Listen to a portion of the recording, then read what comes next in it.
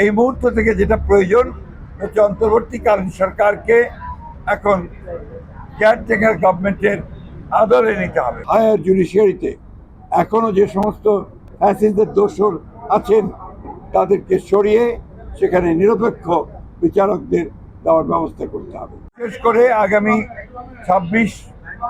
2026 ফেব্রুয়ারি মাসে যে জাতীয় সংসদ নির্বাচন অনুষ্ঠিত হবে, সেই জাতীয় সংসদ অনুষ্ঠানকে অর্থবহ, নিরপেক্ষ, সকলের কাছে গ্রহণযোগ্য করে তোলার জন্য এই মুহূর্ত থেকে যেটা প্রয়োজন হচ্ছে অন্তর্বর্তীকালীন সরকারকে এখন কেয়ারটেকার গভর্নমেন্টের আদলে নিতে হবে।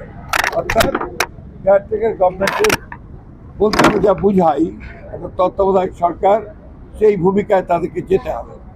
সেই জন্য প্রথমেই যে বিষয়টির প্রয়োজন হবে তা হচ্ছে প্রশাসনকে পুরোপুরিভাবে নিরপেক্ষ একটা ধারণা জনগণের মধ্যে তৈরি করতে হবে।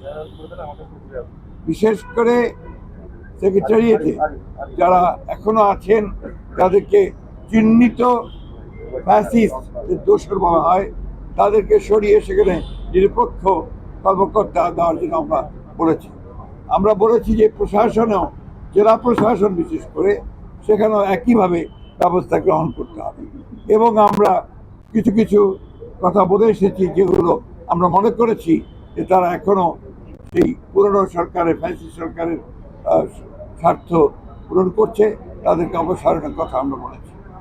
আমরা সেই সঙ্গে পুলিশের নিয়োগের ক্ষেত্রে বিশেষ করে যে সমস্ত আপনার নতুন করে নিয়োগ দেওয়া হবে বা আপনার পদোন্নতি দেওয়া হবে, সেই ক্ষেত্রে একদম নিরপেক্ষ অবস্থা নেওয়ার কথা আমরা বলে এসেছি যে বিচার বিভাগে, বিশেষ করে হায়ার জুডিশিয়ারিতে এখনো যে সমস্ত ফ্যাসিস্টদের দোসর আছেন তাদেরকে সরিয়ে সেখানে নিরপেক্ষ বিচারকদের দেওয়ার ব্যবস্থা করতে হবে।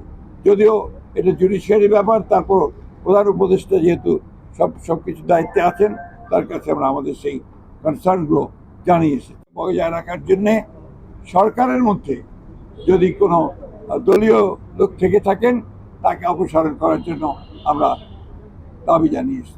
এটাই ছিল প্রধান মূল কথা। Thank you.